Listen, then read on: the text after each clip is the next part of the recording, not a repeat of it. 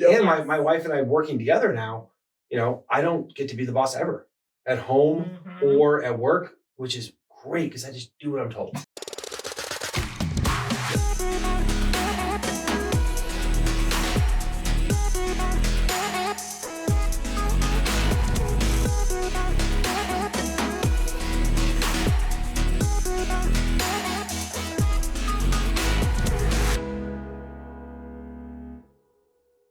Hi there, Brandon. Well, Angela, what's happening? What is happening with you? We're wearing ugly sweaters. We are. We have an event after this that we're going to, so pop on. We are recording this in December. You guys will be seeing it after the holidays. But we decided since this episode's all about fun, or the season's all about fun, what's more fun than wearing ridiculous clothes, right? I know what's more fun than that. What's more fun than that? Jumping on the UB-Tubi and checking out the videos and us and our guests and all those wonderful things. If you are just listening to the podcast, you can watch this as a video. You can see our ridiculous sweaters. You can see our guests that we will introduce here in a second. And I think camera angle wise, they haven't seen them yet. I don't think so either. I know. We don't know. We got 2 cameras, so we're not exactly sure what's going on here. But yes, we are in our finery, and Brandon's actually going to be changing into a full costume. I believe I saw him walking in with it. It will be green pants. I'm going to stick with my old-fashioned socks and my shoes here. Perfect. And it was a debate in the Suba house if I could wear a sweater vest without a shirt underneath. And then it was a debate here, and I probably shouldn't use the word debate because I was told no by every human I've asked thus far. Really? And the only reason I said no was because he works at a buttoned-up type of establishment. If you worked for Pixel Fire, then you'd be like, let's go get him, Tiger. Let's go do it. But he doesn't. So you always have to keep that in mind. It was something that we talked about in the last podcast of walking that line when you're trying to have fun at work, but still staying professional. Depending on where you work, depending on your brand, depending on your reputation, all of those things, sometimes there is a line that you have to walk, and you can't just go half naked to an event if you work for a place that is pretty conservative.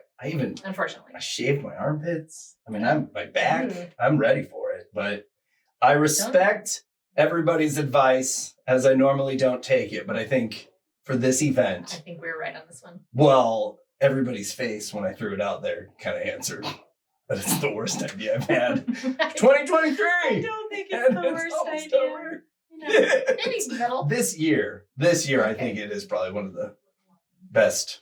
My opinion, best worst idea. Best worst idea I can come up with.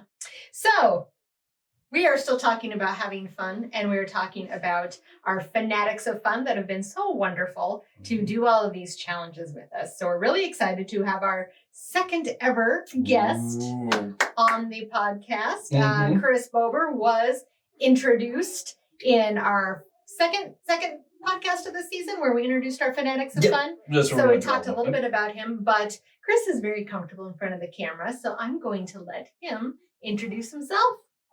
Well, I guess you already introduced me as Chris Bober. Well, the name, That's just the name. Give us more. Well, it's so Chris Bober here. Currently, there's a lot of hats that I wear. I've worn a lot of different hats in my life and different Christmas sweaters, as you can see. Yeah. But my wife and I work together as realtors at Nebraska Realty. This shirt doesn't make sense by itself. I think it makes sense to anybody over the age of, what would you say? Who doesn't know that movie? 30? I'd say that's safe. 25. I'd give it 20s. Well, because it's on every year. And we haven't had a new really good Christmas movie in a while. So I'm waiting for that our kids' generation. But my wife is wearing the matching one, the one that says, "Why is the carpet all wet, Todd?" So we're going, like you guys, going to the ugly sweater party after this. And so we're going to be matching just like we match at work. So currently so many different things I do, right? So my background is, I grew up here in Omaha, went to college, and I played football for 8 years in the NFL. Played 4 years for the Giants, 4 years for the Chiefs. When I got done with that, I graduated with a math and engineering degree, but I didn't want to go be an engineer. So I became a business owner, did a bunch of different things, but I've been in the real estate game. This coming year will be my 15th year. Fantastic. So been doing that for quite a while. It's a great way to make a good living, give yourself a lot of freedom, and if you work hard, you can do really well. If you slack off, you don't do any well. I say I wake up every day unemployed until I sell something. That's a fantastic way to think. And my wife and I working together now, I don't get to be the boss ever at home or at work, which is great because I just do what I'm told. A lot of the times that's just the best way. It is the best way. Yes. So I can see you kind of being like the mom of the office. Any of the dudes that are here, just tell them what to do. Yeah. I tend to do that because sometimes you got to keep them in line. They're all someone's got to be in charge. Yeah. Someone's got to be in charge. Yeah, absolutely. So I've known you for several years, and you've always struck me as a person who likes to have fun. So this was not, I don't feel, an outside the box sort of experiment for you. We have a couple of our Fanatics of Fun that maybe needed to push themselves a little bit because they were a little bit more buttoned up, or that line we talked about earlier that walking that line, maybe they walked more on the conservative side. Be at work when you're at work, have fun when you're at home. But obviously you have a different business because you get to determine your own brand. So you are not. So you could wear the sweater vest with nothing on under it if you want. Yeah, well, he's got muscles, so he probably can pull it off. I do not have muscles. Well, luckily I'm not a banker. You know what I mean? So I don't have to do that. Yeah. But as realtors, we do get to choose our brand. And the challenge that you kind of put out for us was a lot of fun. It's interesting because I do a lot of things already that are on there. But going on this podcast with you and doing those things. I've been doing YouTube videos since 2010. Nice. And they weren't always good, believe me. But I got to the point where I've done so many. I've done a lot of TV and radio work for football and broadcasting. So getting on something like this and talking about it, it's not a big deal to me. Our business, when, we help, so in our real estate business, we work by referral, which means that we are really heavy into relationships. So what we choose not to do is we don't go by advertising and put up billboards or bus benches or some of the traditional things that realtors might do.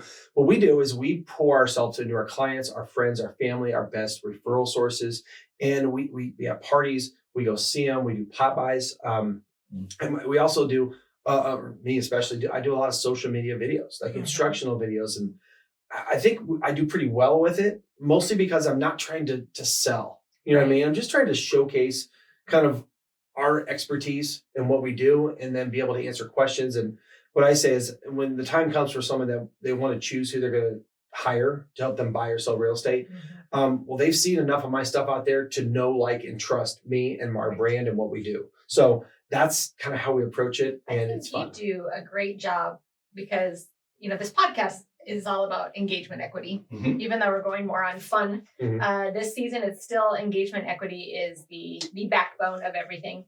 And from what I've seen of all of your social media, you do it right because you're sharing things that are of value and humorous. You're either giving information or you're making people laugh. Like, I love your social media with the weird houses that have all that. I love those. It's just getting to remember who you are. And in fact, on my YouTube page, the videos that have the most engagement are my recipe videos. I did a recipe video like 7 years ago, and it was pretty unique because, I grew up Polish. So the sauerkraut and Polish sausage and stuff, I did a fried sauerkraut and Polish sausage recipe. And I think it's over 100,000 views now. Wow. And I still get comments like at least once a week. And half of them say that I'm doing it wrong. Right? Of course. It's from people all over the world. Right. But they're engaging. Right. You know what I mean? So I guess the lesson would be is that, you don't go out there and just say, listen, this is the way you buy a house and all these things like that. We just put stuff out there so people, kind of stay engaged with us. And, a lot of our business has come from that social media. Yeah. And it isn't necessarily from people we don't know. It's from people who we've known our whole life or haven't even seen them in a while. Right. But they're like, I called you. I'm looking to maybe buy a house. And you were top of mind. Well, like I've been watching your videos and I just keep seeing what you're doing. It's like, buy men, and you're kind of in that. Right. Absolutely. So that's kind of the point of doing it. And I think so many people take it too serious and they try to immediately get that result in right away. Call me today to do this. It's more like you stay on top of them and just throw it out there at the end. Hey, if you know anyone's looking to buy or sell a house, give us a call. You keep on saying that over and over, and people kind of get it eventually. And there's a lot of places we go and people say, man, I like seeing your videos or my funny posts or whatever it might be. It's just, you're trying to win like that, but the results come down the road. It's something that you have to invest time into and effort and have that mentality. And go ahead. One thing I like though is you're not just doing tours of homes or talking about interest rates and all of that. Because I think in your industry specifically, what's the average span? Is it 5-6 years? People buy a house about every 5-6 years. So you have to stay in front of them. Well, I'm only going to watch tours of videos of homes when I'm kind of interested, or I don't care about the rates when I'm going to go for a loan. So I think having things that are off that brand and more your own brand is what really drives those people to follow you through that too. Because again, what I see a lot of is real estate agents focus on, and it's really selling at the end of the day, but they're focusing on industry specific things that I really don't care about unless I'm looking for a home. That's one of the things that obviously we're a marketing company. We work with some real estate agents. And that's the thing we always tell them, that it's amazing how many of them don't get it. It's like, if you're only showing houses, this is for sale, if you need to buy or sell, you're only appealing to somebody every 5 or 6 years. That's right. If you keep giving them value, then they're going to think about you when their wife's sister is buying a house, or when they're going to keep thinking about you all throughout the cycle, even when they're not. Yeah, it's a balancing act. I would say most of the if you're doing social media right, most of it should be showcasing your brand and your personality that doesn't directly relate to exactly what you do. Yes. Now, there's always a reminder. I mean, I saw at the beginning of your podcast, you remind people to go on there and click the button and subscribe to your channel. You have to have that part in there. Yes. But that doesn't have to be everything, because people will just go right past it. And it's getting harder and harder because they're making it harder. When I first started doing videos on Facebook back in the early 2010s, everyone saw my stuff all the time. But then they realized there's Facebook and Meta and all them realize, if we can charge for this. We can make so money. You got to find ways. So there is value to doing stuff like that, but you got to find ways to engage with them that isn't just selling. And what we're trying to do is we want to be the resource for people for anything to do with their house, to call us, whether it's they need to get something fixed, they need to find a loan or buy or sell a house, or maybe they need a painter, or maybe they need a lawn guy. Maybe they need to know how to clean up their gutters in the fall before it freezes. Things like that just keeps them engaged. And then eventually they remember that when that house stuff comes up, we are the people who are continually giving back to them, and eventually it comes back to us. And then you have a network of the painters and the gutter cleaners and all of them, and they're going to run into people who need to buy or sell a house. Well, that's one of the great things to do is when you promote other people, right? Promoting the people that come out and fix your client's roof, or they had a problem that they helped solve. Like, highlighting what our vendors do is one of the most satisfying things we do. I know we're all involved in networking. One of the reasons I network is so that I have great people to refer. I mean, I give 10 times more referrals out there than I receive. Yeah. And that network then is pretty loyal. When they have to buy or sell a house, or they know someone there is, we're the ones they call. And it's all about kind of giving and knowing that if you keep those people engaged, if you keep on giving out value, then it'll come back to you. Absolutely. So let's move on to how many challenges have you accomplished out of all of them so far? It's funny because we have this kind of outline that's on here that they gave us. And like I said, there are so many of these things that we've already done. Yep. And so it's almost kind of like, okay, let's now remember which ones we're doing and specifically do those. Just at the beginning. So one of the first challenge is to go somewhere and not look at your phone, not do anything. Yes. And this is something that I find myself doing a lot now. Okay. Just because of the challenge to do it. Yeah. Like, if I go in and pick something up, like you're picking up takeout, or you go to get coffee, you go to get your oil changed, or you go to do something like that, I find myself not doing anything except for just observing. And it's really cool. Then what I find, you get kind of bored. Sure. Honestly. So you're just like talking to people. Right. And you talked about giving people a comment. Oh, I like that. You find a way to engage with them, and nothing might come out of that except for you might just brighten their day by talking to them. Sure, or learn something. Yeah. Yes. And I found myself away from just sitting there and taking out my phone or scrolling, and I've just engaged with more people, more strangers. Sometimes opportunities have come from that. I even went to, like, this weekend, I was at the Chiefs game, and most of the time I'm taking pictures of the national anthem and the flyover and stuff like this. And I don't know if it's because we're within this challenge, I didn't take my phone out at all. I just enjoyed it. And it's hard because you get in that habit of continually being, attached to something other than just experiencing it. And I didn't even think about this challenge to do it. It's just almost like I'm becoming better at it. I'm becoming more, become more ingrained in me to just not always be on a device, not always be distracted, to just kind of be where you are. Yeah. And that's been one of the coolest parts about doing that. And once you get over the uncomfortableness of it, it's kind of like a game. Yeah. Because you're kind of sitting there and like, okay, I'm not going to my phone. You notice, I can't believe how much stuff I've noticed that was always there. Yes. You know what I mean? Yeah. You notice people, I notice the people the most. You know what I mean? And people, I mean, there is nothing more off-putting, shut down, don't talk to me than this. You know, and so it's not only you not interacting with them, it's they don't feel like they can interact with you. You know, it's a closed door is what that is. And I don't think people realize that, how much of a closed door that is. I mean, even like waitresses don't even want to ask how your food is or even do their job if you're doing that. Well, and I've seen people that use it for that reason. Oh, absolutely. Right? Like they'll say, oh, I don't really want to talk to them. I'm going to pretend to be on my phone. Right? Yep. Which is kind of sad because if you're doing that when you're in a restaurant, why don't you just go home and eat? Why didn't you just get takeout? If you wanted to go sit, especially at the bar. Yes. And this is going to sound terrible, but when my daughter and I go to the restaurant, we always sit at the bar. And I think there's only been, I think it's technically illegal for her because she's almost 17. I think there's only been one place in this whole city that has said you can't. I mean, was it a franchise? Do you remember? You know what? I can't even remember exactly where it was right now. But most of the time, everybody's perfectly fine. And we enjoy doing that because we talk to each other, but yet, you know, we can interact with the bartender. We can interact with other people.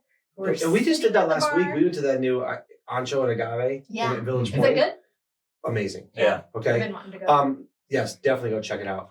But Jen and I went out there. It was after a day of like putting together a real estate deal that was really complicated. Okay. So a lot of brain power. Like, let's go get something to eat. Let's go get a drink. You know? So we sat there and we ended up talking to.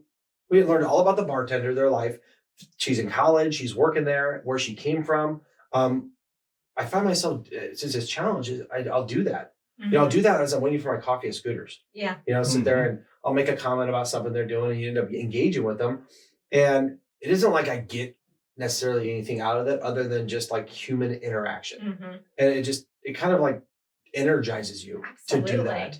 Instead of as you're waiting for your coffee, you just sit there and look at your phone. And it's such a habit. So it's uncomfortable at first, you know, because you just, and sometimes I will leave my phone, like sometimes I'll go pick up something or I'm going to go, you know, sit at a coffee shop and I will leave my phone here, you know, just to not have that distraction. Of course, that always ends up the time that I'm at Amazon and I need my code I had a recipe that I had on my phone. But sometimes just leaving it, or even with a woman, putting it in your purse and putting your purse, you know, having it right there on the table or the bar with you. I mean, the distraction is just it's going to drive you crazy. And the funny thing is my kids like make fun of me for it because I'm just kind of an outgoing personality. So when we go to a basketball game or a football game, I want to go talk to people. When we leave Mass on Sunday, like I see all these people in there I want to go talk to. They want to hurry up and get out of there. I'm like, I want to be around people, you know, see these people once a week. And I have something I want to ask them about or compliment them on or whatever it is. So I think, you know, that part of the challenge has made me more aware of that. And I felt myself being a lot happier in doing that because you're not so drained by constantly being connected to something that isn't real. Right. Absolutely. Which I like that part of it. Yeah. Cool. Well, I'm glad that one worked out well for you. What are some others? Let me see. I find myself doing, I do a lot of social media kind of posts about the things of the day. So those are always kind of fun. I didn't follow up and kind of ask them about that yet, but I might do that a little bit more to ask if people actually follow these. Maybe, and I think that's one of the things I know that you guys teach here, you know, with all the people you have here. And we talked about doing social media posts. And this is a challenge for me, is I post stuff more than once a day. And the cool thing is I have these services that will kind of do it for you. And that's great. Sure. But it's still not as good as like going on there and engaging with people after they do. And I have to be better about that because it's almost like I don't want to be on my device. But there's an example of being on a device that actually is engaging. Right. You know, when you put something funny, like I do a lot of real estate pictures that are very interesting. And a lot of people comment on them. it's kind of fun to go on there and reply Yeah. to what they said, or just giving up your own And it comment to it. surprises people because Yes. Right. I see it, obviously I have to be on social media all the time Mhm. with what our business does. But it is amazing when a business or a business owner does comment back. Mhm. It does surprise people because it is not the norm. No, it Even isn't. if it is, because I see it a lot with restaurants. Hey, we went there and we had the bloobity blobbity blue. Mhm. It was fantastic. And just them say, thank you so much for coming in. We Yep. appreciate it. Or if they say something bad about it. They try to correct then, it, or hey, sorry you had that experience. I'll reach out to you offline. But anybody just commenting back, and the ones who really stay engaged with the thread, Mhm. I think impresses everyone. it obviously gets you more exposure Yeah. when they do that. Yeah. Those different channels will look at that and rate you higher and get you Right. out there. I think one of the hardest things though when you do that is that you do have people out there who are so negative. Yes. That and then I don't know if it's the world we live in or whatever it is. Someone who you know but haven't seen forever, you'll put something out there and they'll like put not that they go after it. It's like they gotta drag it down. Yes. Or add their own opinion that or they doesn't get add into a anything. debate Yes. beyond I've what seen you're trying to put those. on there. Yeah, it's like 28 comments Yeah. down. Yeah, I put something in there, and it's almost like you gotta be super careful that you don't put anything that can go that direction, because that's not what you want to be known which you for. can't do. I You mean, can't predict. and I think that people. I mean, it's human nature. People so want to be heard, Mhm. and a lot of people just assume that to get attention and to be heard, it has to be something critical, Mhm. or that nobody ever listens to their opinions. That's what I feel, and Yeah. it's sad. Their husband's not listening to them. Their coworker, maybe they have a low level job. They have no authority at work. And so it comes out in that way because it's super easy to do. All it is you don't have to show your face. Okay. You don't have to see There's somebody. no real result from it. No. Yeah, It's super easy to do, but it's sad because I do feel like those are the people that nobody else is taking them serious in real life. Well, I see that all the time in the sports world because, beyond being a realtor, I'm also a football coach, right? I spent my whole life in football. I have a company called the Boulder Academy where I train offensive linemen, and I do it at all levels, right? I got college kids that come back. I work with them. I do high school, middle school. I have content that I've developed that I sell for coaches. But so you're in that sports world, and my stuff's always more like technical, but I get asked a lot to go on radio shows and TV shows and talk about the Chiefs or the Huskers, even though I didn't play for the Huskers. Right. And it's amazing how negative the people are, especially around. They're very critical. And I remember being in that arena when I was a professional athlete. We didn't have social media then, but when I was in New York, there was like 15 papers, and they were critical. Of You know what I mean? Now it's like, but those were also journalists right now. So now you have people who are just guys at home, and they probably know nothing. Yeah. And so Yeah. I just got to rise above it. Yeah. And realize maybe they don't know what they're talking about, and just kind of move on from They that. just So need some attention. it is, and it's hard sometimes, but I course. find myself always almost responding, then I just delete it. Yep. Let it go on, because even if I'm right, even if I probably know at a level of football at a very high level, I have a lot of knowledge, a lot of experience, I'm not going to win that. Right. So don't try to win it. Everyone tries to win Twitter or win. Right. Yeah, it's just going to. I have seen some real classy responses to things like that, and there's a way to do it if you do want to not ignore it. I appreciate your opinion. Things like that. And I've had to do that them too. down. I've had to do that too, where just say that I really appreciate your opinion. I was just trying to share. And then in your my head experience. it's wrong and But that you doesn't have no happen. idea what you're talking about. I appreciate you sharing your opinion. Because if somebody's reading that thread and they see that, who's going to come off?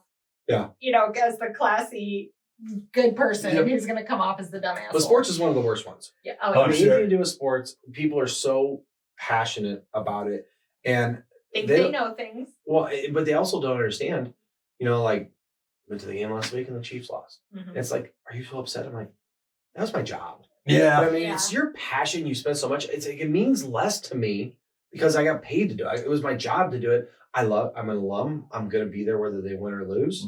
But I'm not going to ruin my day or my week because, so-and-so threw an interception or they should have called this play. It's like, I'm just going to move on with my life. And I guess if you don't have that experience, you don't have that perspective.